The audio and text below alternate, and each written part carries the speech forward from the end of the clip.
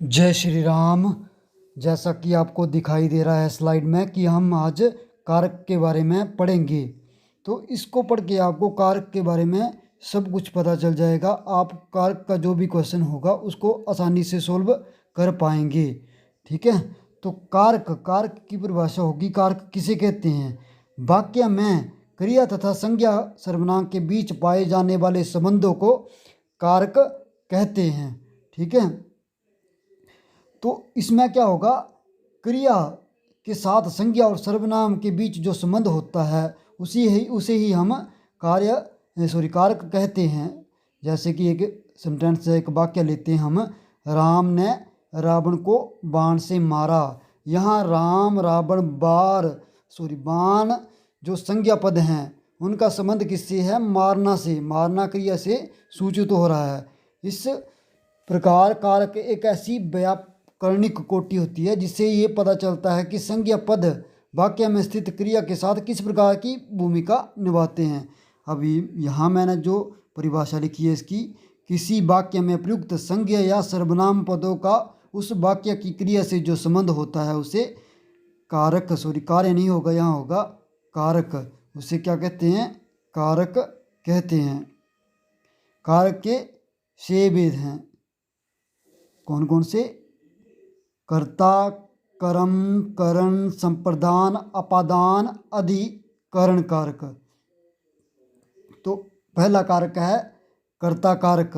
वाक्य में जिस संज्ञा या सर्वनाम पद से क्रिया के करने वाले का बोध होता है उसे कर्ता कारक कहते हैं। जिसमें जो क्रिया करता है उसका बोध होता है उसे हम कर्ता कारक कहते हैं। जैसे संजय सेब खाता है, तो यहाँ सेब खाने का काम कौन कर रहा है? संजय कर रहा है, इसलिए संजय जो है वो कर्ता कारक है। दूसरा एग्जाम्पल लेते हैं इसका, शीला ने पत्र लिखा। तो यहाँ शीला पत्र लिखने का काम कर रही है, इसलिए शीला कर्ता कारक है। अब दूसरा है कारक कर्म कारक। तो कर्म कारक क्या होता है? जिस पर क्रिया का प्रभाव या फल पड़ता है। वाक्य में जिस संज्ञा या सर्वनाम पर क्रिया का फल या प्रभाव पड़ता है उसे कर्म कारक कहते हैं। जैसे पुलिस ने चोर को पकड़ा, तो इसमें क्या होगा? क्रिया का फल चोर पर पड़ रहा है। जो क्रिया का फल है वो चोर पर पड़ रहा है, मतलब चोर को पकड़ा जा रहा है, अर्थात चोर पकड़ा जाता है, इसलिए चोर जो है वो कर्म कारक है। पकड़ना जो है, किसको पकड़ा जा रहा है? चोर। तो चोर जो है कर्म कारक है। ठीक है। शीला ने पत्र लिखा, यहाँ क्या होगा? लिखना जो है क्रिया का फल पत्र पर पड़ रहा है, तो लिखा क्या जा रहा है? पत्र, इसलिए पत्र जो है वो है कर्म कारक। तो आपको कर्ता और कर्म कारक जो हैं वो समझ आ गए होंगे। आगे हम चलते हैं तीसरे कारक में, वो है करण कारक।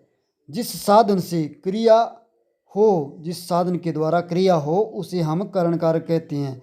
जैसे जिसकी सहायता से कोई कार्य संपन्न हो वह संज्ञा या सर्वनाम पद करण कारक होता है। जैसे मैं कलम से चिट्ठी लिख रहा हूँ।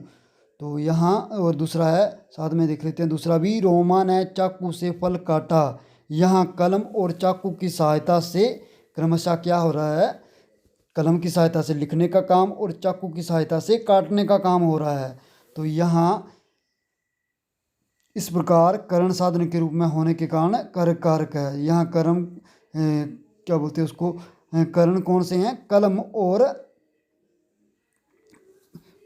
कलम और चाकू जो है वो करण कारक हैं। ठीक है। उसके बाद है आगे संप्रदान। चौथा कारक है संप्रदान कारक। जिसके लिए कोई कार्य किया जाए या जिसे कुछ दिया जाए, जिसके लिए कोई कार्य किया जाए या जिसे कुछ दिया जाए वह संज्ञा या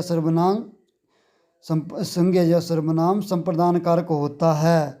जिसके लिए क्रिया की जाए, ठीक है, उसको हम संप्रदान कारक बोलते हैं। जैसे मैं यह मिठाई रमेश के लिए लाया। वाक्य में मिठाई लाने का कार्य रमेश के लिए किया गया है, अतः रमेश के लिए क्या है? संप्रदान कारक है। अशोक ने बाई गलत लिखा है यहाँ, भीड़ वाला आएगा, बाई को फल दिया में बाई को संप्रदान कारक है। तो अशोक ने भाई को फल दिया में भाई को संप्रदान कारक है, क्योंकि जिसके लिए क्रिया की जाए वही संप्रदान कारक होता है।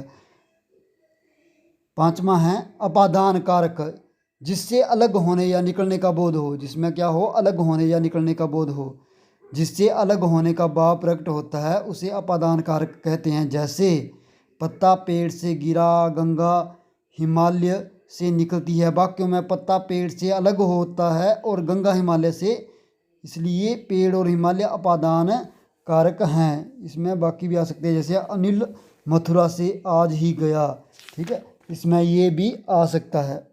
उसके बाद छठा है अधिकरण कारक, जिन संज्ञा या सर्वनाम पदों से क्रिया के आधार का बोध हो वे अधिकरण कारक होते हैं। तो अधिकरण कारक क्या होते हैं? क्रिया के स्थान, समय आदि का आधार जो होते हैं, क्रिया के स्थान, समय आदि का आधार आदि का पता चलता है, उसे हम अधिकरण कारक कहते हैं। जैसे घड़ी मेज पर रखी है, तो मेज पर क्या है, यहाँ अधिकरण कारक। मोहन कमरे में है, ठीक है, माता जी घर में है, तो इनमें क्या है, कमरे में, कमरा और घर जो है वो उन स्थानों का बोध करा रहे हैं, इसलिए यहाँ कोई वस्तु या व्यक्ति स्थित है, अतः मेज पर, कमरे में और घर में अधिकरण कारक है। तो अधिकरण कारक होंगे यहाँ मेज पर, कमरे में और घर में, ठीक है।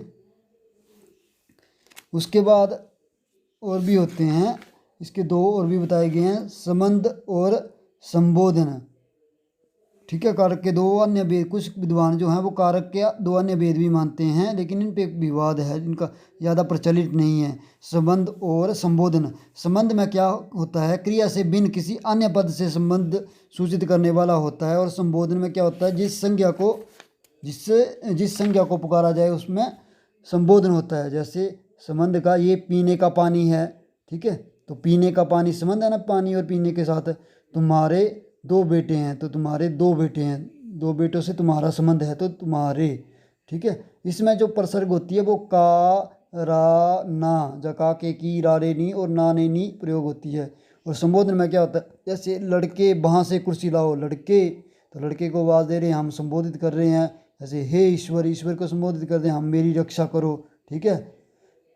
इसमें क्या होता है, ए, हे, अरे, ओ आदि जो होती हैं वो प्रसर्गी होती हैं। प्रसर्गों के बारे में हम नीचे देखेंगे। तो कारक और प्रसर्ग, ठीक है, कारक और उनके साथ जो प्रसर्गें लगती हैं, कर्ता कारक के साथ ज़्यादातर ने प्रसर्ग लगती है, या फिर कई बार ये प्रसंग रहित, प्रसंग नहीं होगा, यहाँ प्रसर्ग होगा, प्रसर्ग रहित भी होता है। दूसरा है कर्म, कर्म के साथ को से प्रसर्ग लगती है, या कई बार ये प्रसर्ग रहित भी होता है। करण के साथ से या के द्वारा प्रसर्ग का प्रयोग किया जाता है। संप्रदान के साथ को के लिए प्रसर्ग का प्रयोग किया जाता है। अपदान के साथ से जो अलग होने के लिए प्रयोग किया होता है उसका प्रयोग किया जाता है। ये हमने पहले भी पढ़ा है, इसके बारे में एग्जाम्पल में भी देखा था हमने। अधिकरण कारक में पर का प्रयोग किया जाता है, और जो संबंध और संबोधन में बताए उसमें क्या, संबंध में का, के, की, रा, रे, डी, ना, ने, नी का प्रयोग किया जाता है, और संबोधन में ए, हे, अरे, ओ आदि, ए, हे, अरे आदि स्वतंत्र संबोधन होते हैं, ठीक है, इनका प्रयोग किया जाता है। धन्यवाद।